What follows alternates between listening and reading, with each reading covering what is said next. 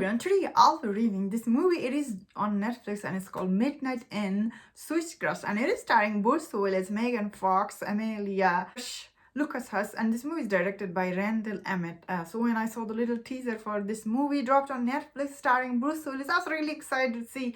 But unfortunately, he isn't much in this movie. I would say total maybe 10-15 minutes he was in this movie, and he's the way like his character was really short, I will say. Like he didn't do anything in this movie. This movie mainly centers around Megan Fox, Emil Hirsch, and Lucas Hush. So in this movie we see Megan Fox and Bruce Willis. They are FBI agents. They're investigating a serial killer and the missing girl cases in this movie. And also another story, we see this truck driver, he's picking up this girl, and there's also another story, this inspector, he's investigating all this missing girl were missing. So this movie takes place in Florida, and with a minute this movie shows us the truck driver, you know where the story is going on. Right there, I knew he was the serial killer they're hunting down. The way this movie was done, although this movie script could have been really interesting, there's a FBI agent, inspector, and there's a serial killer. How all this movie, this plot line will come together could have been really interesting. Unfortunately, the way this movie was directed from Randall Emmett, it's so bad. So frustrating when you watch it, especially all the dialogue.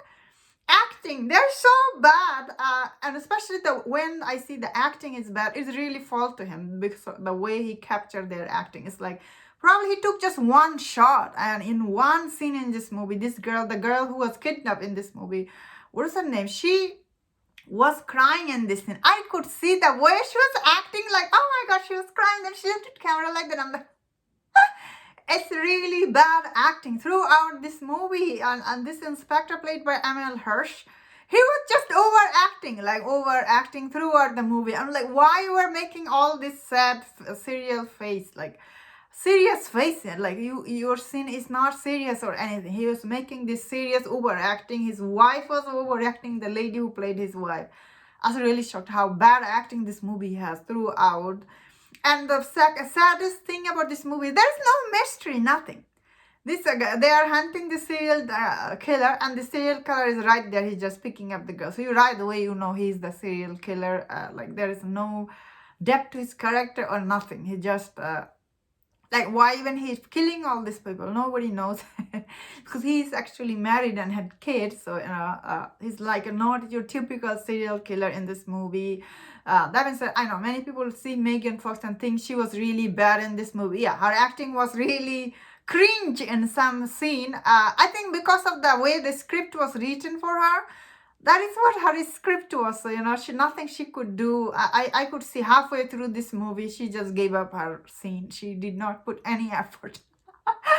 And Bruce Willis, he wasn't much in this movie, but the scene he was in, his dialogues were so horrible, and the way he was saying, I was like, what was he saying?